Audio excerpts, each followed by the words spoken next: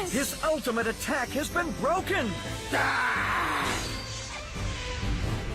If you watched Rurouni Kenshin, you know the exact moment. The Kyoto Arc ends, Shishio goes down, and you're riding the highest a 90s shonen anime ever took you.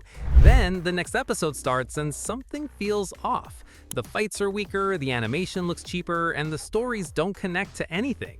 A few months later, the show just stopped. No finale, no resolution, nothing. Meanwhile, the manga's actual ending, the arc fans still call the best in the entire series, was just sitting there, over 100 chapters of it. Yet it never got animated. But the reason it stayed that way for almost 3 decades goes somewhere much darker than just bad production decisions, because the answer involves a studio that chose cheap filler over art, and a creator that the justice system let walk for less than $2,000.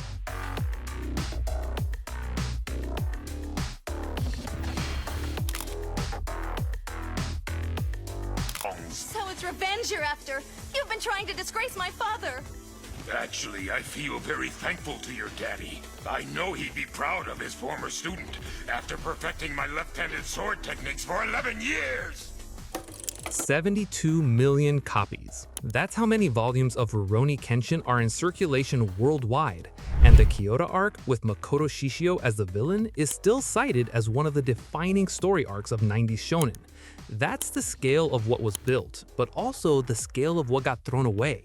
The manga started in Weekly Shonen Jump in 1994, written by Nobuhiro Watsuki. By January 1996, Fuji TV had greenlit an anime adaptation, and Studio Gallop delivered 62 episodes of faithful material. The Tokyo Arc introduced Kenshin and his found family at the Kamiya Dojo, and the Kyoto Arc pushed the series into something genuinely special. Most people will tell you Rurouni Kenshin got cancelled because of filler. That's not wrong, but it's only a third of the actual story, because the real damage started with one production decision in late 1997. Mr. Yutaro is caught in a very dangerous position. We have to get him away from Raijuta as soon as possible. If you'll allow it, I'd like to keep him at your place, Miss Han. By November 1997, the anime had burned through the Kyoto Arc at episode 62, but in the pages of Weekly Shonen Jump, the manga's final arc, the Jinchu Arc, was still being written, and Watsuki wouldn't finish it until September 1999, over a year after the anime went off the air. The production committee had a choice: pause the show, wait for enough manga material to build up, and just come back to adapt it properly. Other anime hit the exact same wall too, but figured it out. Yu Yu Hakusho finished faithfully with barely any filler because its manga wrapped while the show was still running.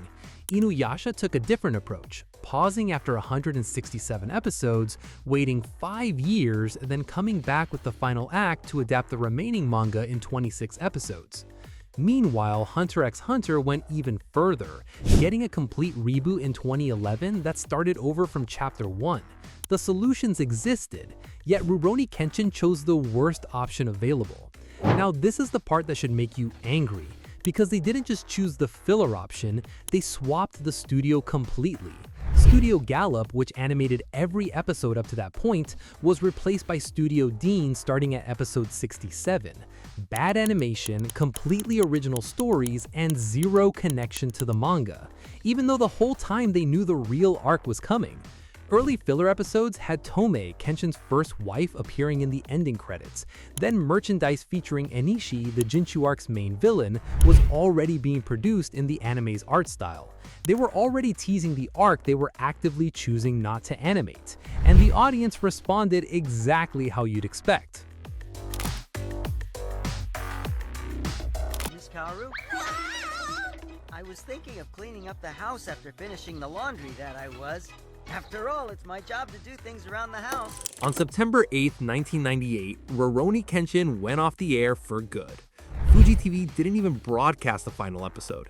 Episode 95 was dumped as a bonus feature on the VHS release 3 months later.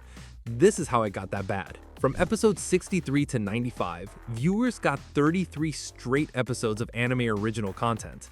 The Shambara arc, the Feng Shui arc, the Black Knights arc. Combined with filler scattered throughout the earlier arcs, nearly 45% of the entire series had nothing to do with the manga. The quality collapse was immediate. Ratings dropped, kept dropping, and everyone who had covered that era said the same thing. Viewers walked away. Meanwhile, in the pages of Weekly Shonen Jump, Watsuki was still writing the arc that would have saved the show. Why are you just standing there like that? You finally got to see him again. Why didn't you say anything to him? Ugh, don't get all weird on me again. The Jinchu Arc spans 104 chapters. It is the emotional and thematic conclusion to everything Rurouni Kenshin spent years building toward, and it is nothing like what came before. Yukishiro Enishi, a white-haired arms dealer who built his fortune in Shanghai, arrives in Tokyo with one objective: to destroy Kenshin's life from the inside out.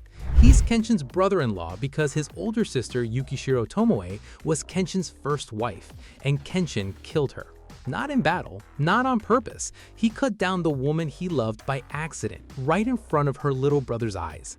Enishi spent over a decade accumulating power for this moment, assembling a group called the Six Comrades, whose mission isn't to kill Kenshin, it's to inflict what Enishi calls Jinchu, human punishment, by destroying everyone Kenshin cares about until the man breaks completely. This isn't another beat the strong villain arc. Kenshin loses. He loses badly when Enishi stages what appears to be Kaoru's death using a life-size corpse doll built to look exactly like her. Kenshin collapses, not physically, but psychologically. The wandering swordsman who survived the Bakumatsu and defeated Shishio is reduced to a hollow shell, sitting in a back alley, unable to move or speak. Buried inside the arc is the Remembrance flashback, 15 chapters revealing the full story of Kenshin and Tomoe, how they met and how they fell in love during the bloodiest years of the revolution. And the night Kenshin accidentally killed her while trying to protect her is where her own dagger carved the second slash of Kenshin's cross-shaped scar as she fell. It's the single most important piece of backstory in the entire manga, the origin of the scar that defines the character, and the 1996 anime never touched it. That is what the filler replaced. This wasn't a side story or a bonus arc, it was the actual ending. Imagine watching the Kyoto Arc finale in late 1997, writing that high, and then next week getting the first episode of Jinchu where Anishi appears. The tone shifts. Kenshin's past catches up to him in a way Shishio never could. That's the show viewers were supposed to get. Instead, they got episode 63, the Shimabara arc, an anime original story about Christian persecution that had nothing to do with anything Watsuki wrote. For over 2 decades, the consensus has never changed that Jinchu is the arc that would have elevated Rurouni Kenshin from great to all time. After the show was canceled, the franchise tried 3 separate times to recover what was lost, 3 chances to finish the story. 3 times they chose to do something else. In 1999, the Trust and Betrayal OVAs adapted the Remembrance flashback in 4 episodes. They're stunning, widely considered among the greatest OVAs ever produced. But they only cover the backstory, and not the present-day revenge arc where Kenshin falls apart and has to rebuild himself. Beautifully told, but that's just half the story. The other half is still missing. Then came Reflection in 2001, 2 OVAs that were supposed to finish the job. Instead, the production gutted the Jinchu arc into a flashback montage, cut most of the villains entirely, and invented an original ending where Kenshin contracts an unnamed illness, wanders away from his family, and dies in Karu's arms under cherry blossoms. Watsuki's reaction was telling. He said Kenshin had been through enough and deserved a happy ending. The manga's real conclusion is hopeful. Kenshin and Kaoru get married, have a son, and Kenshin passes his sword to Yahiko. The OVA turned that into tragedy for no reason. A decade later, in 2011, fans got one more shot. A new Rurouni Kenshin OVA was announced, and instead of finally adapting the Jinchu arc, the production re-adapted the Kyoto Arc, the arc that had already been animated 15 years earlier. Nobody asked for it. I'm only a Rurouni, a lone wandering swordsman, that I am. Or maybe you don't even want to tell me your true name. Kenshin Himura, that's the name I currently go by, that it is. Doesn't everyone have 1 or 2 secrets from their past that they want to keep secret? By 2017, Rurouni Kenshin was a billion-yen live-action franchise. The trilogy from 2012 to 2014 had grossed over 12 billion yen. The final would go on to earn another 4 billion, cramming 100 chapters into 2 hours with most of the villains cut. Compressed, rearranged, incomplete, but proof that the demand for Jinchu had never gone away. The window for a proper anime adaptation was wide open. Then it slammed shut. In October 2017, Tokyo police raided Nobuhiro Watsuki's office and found illegal material involving minors. When charges were filed the following month, he was only charged with simple possession under Japan's 2014 child protection law, and in February 2018, the Tokyo Summary Court fined him 200,000 yen. That's roughly $1,870, and no prison time. The maximum sentence was a year in prison and a fine of 1 million yen. He got the minimum. To put that in perspective, in 2020, the creator of Act Age was arrested for physically assaulting 2 girls, and Shueisha canceled the series immediately, permanently. No hiatus, no comeback. Same publisher, same magazine, and Watsuki only got a 7-month pause and a full return to serialization. His manga resumed in June 2018 as if nothing happened. The 2023 anime reboot by Liden Films lists Watsuki as creative supervisor. He collects royalties on every episode. The English voice actors for the reboot have reportedly donated portions of their earnings to charity because of his conviction. The people voicing his characters feel uncomfortable taking his money.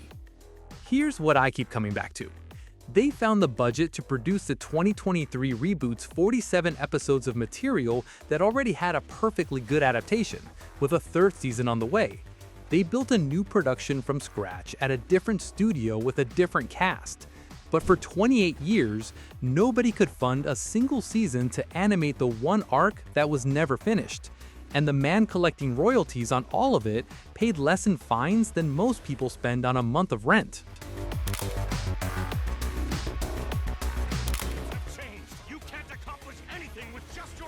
I can still offer my protection to the ones I choose to protect. Stay back.